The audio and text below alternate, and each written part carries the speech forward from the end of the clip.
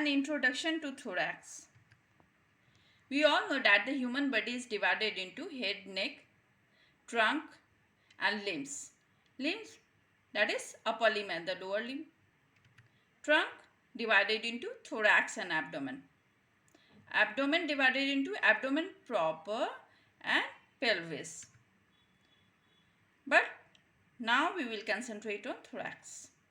It is bounded anteriorly by the sternum, posteriorly by the thoracic vertebra.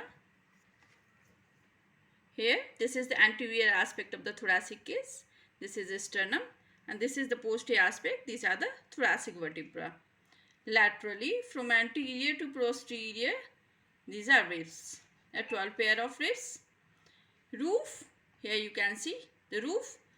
It is bounded by cervical diaphragm or suprapleural membrane. The floor in red color you can see here is the abdominothoracic diaphragm, well known as diaphragm. Thorax is formed by thoracic wall and thoracic cavity. Layers of thoracic wall. It is skin, superficial fossa with fat, intercostal muscles and rib, endothoracic fossa and parietal pleura. Here in this pic we can see from external to internal aspect, this is skin. Then superficial fossa, here this one in cream color, this is fat, these are muscles and the rib. And after that in this green color, this is endothoracic fossa, and in dark blue color this is parietal pleura. Here this is parietal pleura. After that there is pleural cavity and then visceral pleura and lung. But up to the parietal pleura, this forms the thoracic wall. Noteworthy that thoracic case, this one is thoracic cage, okay.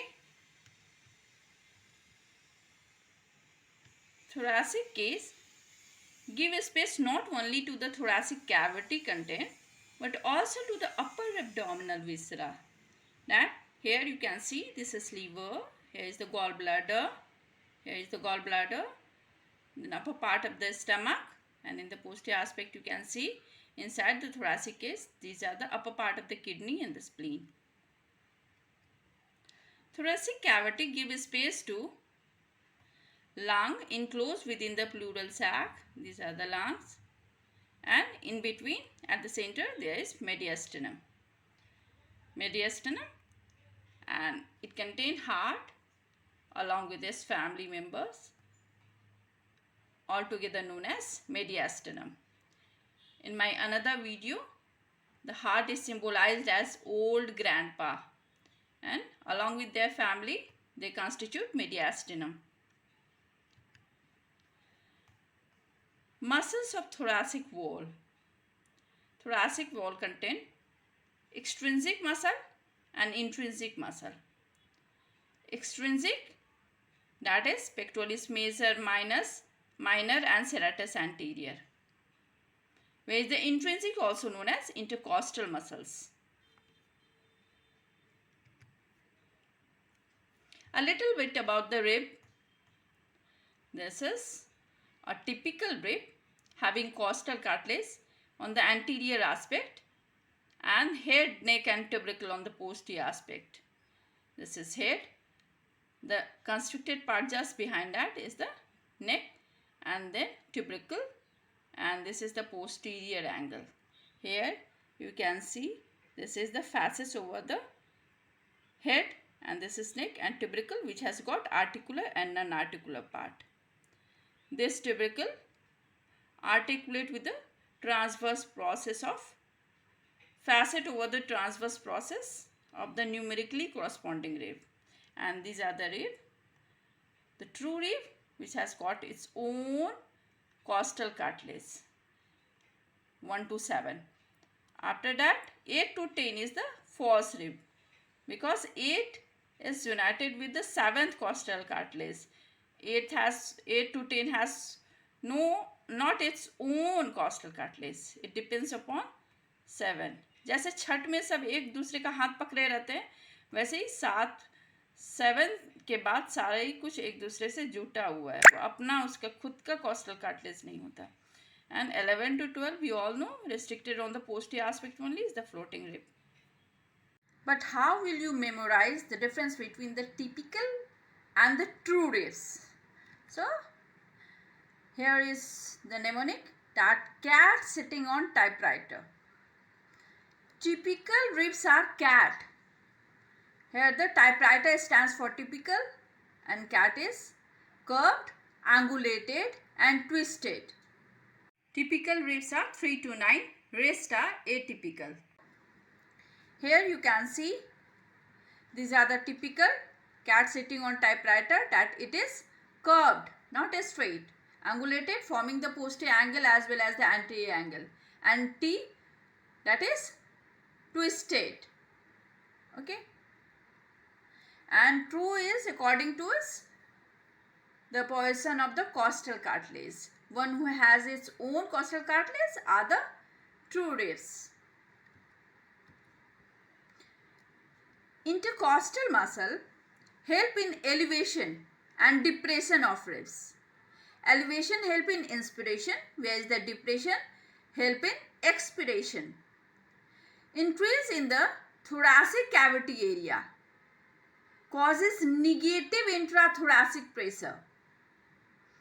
When intercostal muscle elevate the rib, it increase the area inside the thoracic cavity increase, and we all know that the thoracic wall contain parietal pleura, and due to the adhesive capacity of the pleural fluid, the lung also expand. That will lead to negative pressure and it suck air from the environment, helping inspiration. Vertical, here in the thoracic cavity there are 3 diameter: vertical diameter, antero-posterior diameter and the transverse diameter.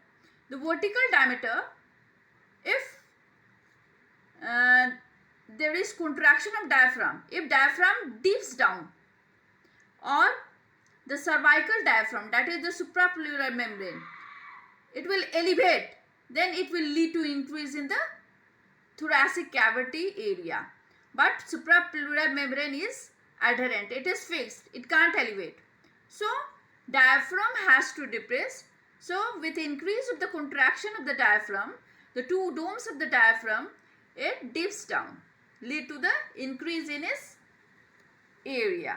Now antero-posterior diameter increase with the elevation of sternum. Sternum goes forward and then elevate, just like the hand pump movement. That's like here you can see, this is the antero-posterior diameter, and the midline, the fulcrum, lies just lateral to the tubercle, and it has got short posterior arm and the long anterior arm. A slight movement of the posterior aspect, it will lead to great elevation of the anterior side. Okay, here you can see this is the fulcrum, just lateral to the tubercle, and the sternum goes forward and upward, just like hand pump. And this is about the transverse diameter. Transverse diameter increase with the elevation of rib, showing the buckle handle movement, bucket handle movement. This is bucket and this is handle. When it become like this, the same way the rib elevate and leads to increase in the thoracic area, intrathoracic area.